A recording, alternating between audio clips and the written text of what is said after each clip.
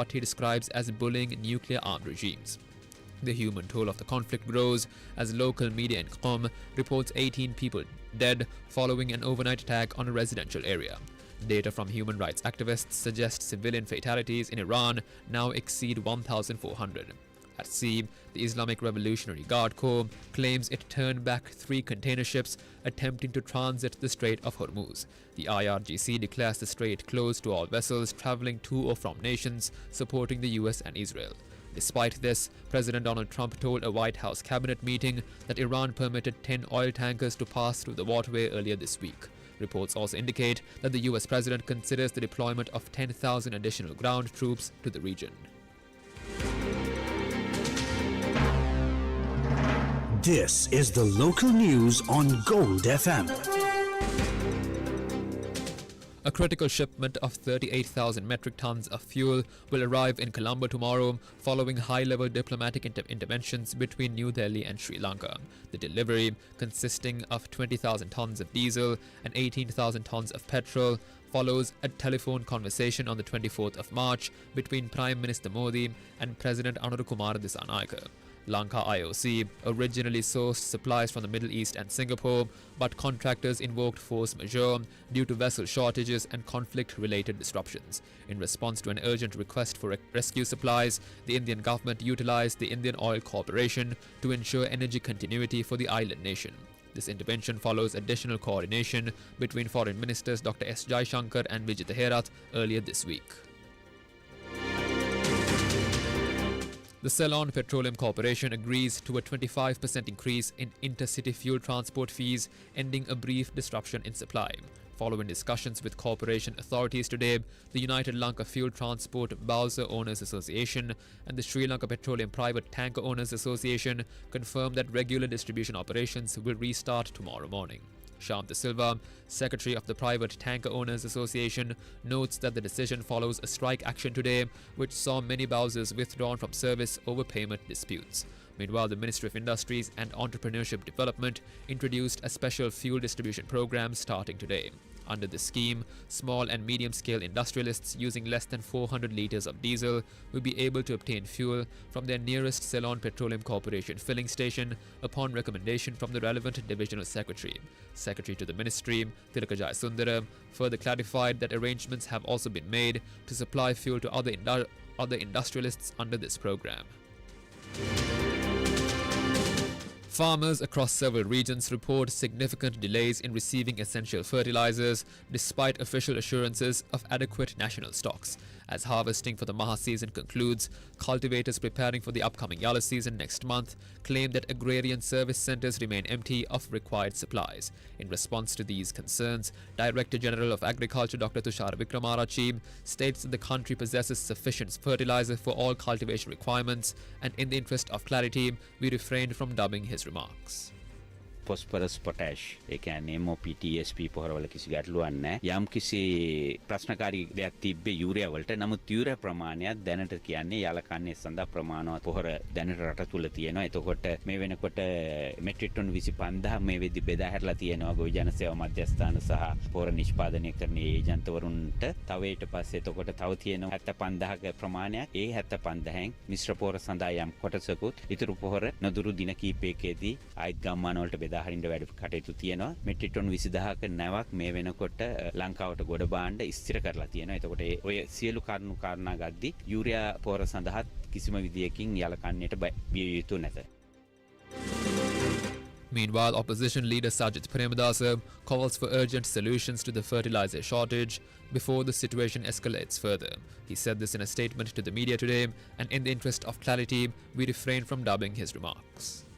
රජය කියන ආකාරයට පොහොර හිඟයක් නැහැයි කියලා සත්‍ය වශයෙන්ම බරපතල පොහොර හිඟයක් අද රටේ තිබෙනවා. ඒ විතරක් නෙවෙයි ලබන කන්නට අවශ්‍ය බිත්තර වී ටිකක් ඇත්ත වශයෙන්ම නැහැ. දින තීන්දුව කරලා තිබෙනවා ජලය නිකුත් කරන්න ඊළඟ යල කන්නේට. හැබැයි වගා කටයුතු කිරීම සඳහා අවශ්‍ය බිත්තර වී ටික බොහෝ ප්‍රදේශවල නැහැයි කියන මැසිවිල්ල අපට ගොවින්ගෙන් අහන්නට ලැබෙනවා. මේ පොහොර ගෙන්වන්නට වැඩපිළිවෙලක් සකස් කරන්නට ඕන. විශේෂයෙන්ම ලෝකයේ පොහොර මෙට්‍රික් ටන් එකකට යන මිල ඩොලර් 400 සිට 700 දක්වා ඕ ඊටත් වැඩි වෙලා තිබෙනවා. ඒ තත්ත්වය තුළ ඇත්ත වශයෙන්ම අපේ රටේ පොහොර මිටියක මිල දැන් 9500 කියලා කියනවා රජය. ඇත්ත වශයෙන්ම ඕක බොහෝ දුරට 15000ට එහෙමත් නැත්නම් 17000ට වැඩි වීමේ ප්‍රවණතාවය තිබෙනවා. නිසා රජය වහාම කළ යුත්තේ පොහොර සහනාධාරය සඳහා ලබා දෙන මුදල ප්‍රමාණාත්මකව මේට වැඩි කරන්නට ඕන. ඒ වගේම අපේ රටට අවශ්‍ය යූරියා පොහොර ටික ගෙන්නන්න කටයුතු කරන්නට විවිධ පොහොර හිඟයන් නිර්මාණය වෙන තත්ත්වයන් තුළ රාජ්‍ය අතර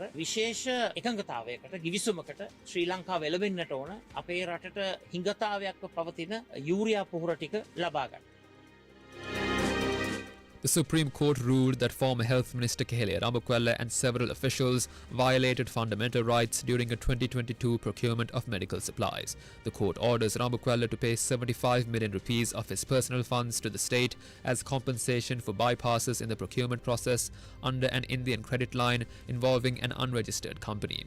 Further financial penalties include 50 million rupees each from former Health Secretary Janaka Chandragupta and former National Medicines Regulatory Authority Chairman Professor S.D. Jayaratne.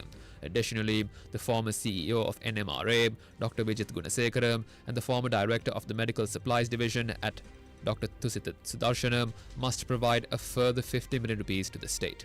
This judgment follows a fundamental rights petition filed by Transparency International Sri Lanka and other parties, with the verdict delivered by a 3-judge bench led by Justice Preeti Padman Surasena. Meanwhile, Minister of Energy Kumar Jayakodi was today released on bail by the Colombo High Court after being served with an indictment. The High Court judge ordered that he be released on 2 surety bails of 1 million rupees each. The judge also directed that the fingerprints of Jayakodi be recorded. The case has been filed by the Commission to investigate allegations of bribery or corruption, alleging that in 2016, while serving as the procurement manager of the Lanka Fertilizer Company, the accused manipulated procurement processes to favour a private company in awarding a contract for carpeting the company's warehouse premises. This act is allegedly has caused a loss of 8.859 million rupees to the government. Now for some news in brief. The Department of Meteorology said that the heat index, the temperature felt on the human body, is likely to increase up to caution level at some places in western, Sabargamuwa, southern, eastern, northwestern, northern and north central provinces, as well as in the Monaragala district. The business news on Gold FM. The all-share price index of the Colombo Stock Exchange declined 44.21 to close at 21,375.73 points. The S&P SL 20 index also declined 35.53 points to close at 5,999.99 points. Total market turnover was 2.6 billion rupees. International news on Gold FM. Balendra Shah, a 35-year-old rapper turned politician, was sworn in as Nepal's Prime Minister today, becoming the country's youngest premier in decades and the first Madesi to lead the Himalayan nation. His 3-year-old Rashtriya Swatantra Party won 182 seats in the 275-member parliament in the 5th of March election, the first vote following deadly anti-corruption Gen Z protests last September. Shah named a lean 14-member cabinet, appointing Harvard-educated economist Swarnim Wagler as finance minister, in keeping with his campaign promise to cut state expenses. Both India and China congratulated Shah, with Indian Prime Minister Narendra Modi expressing hope to take a bilateral friendship to even greater heights.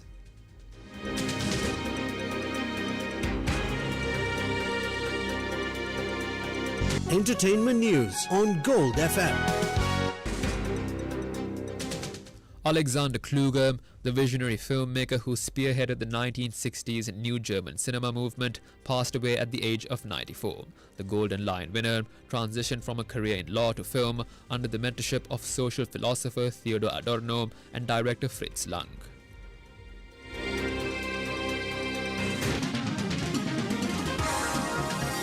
Sports news on Gold FM.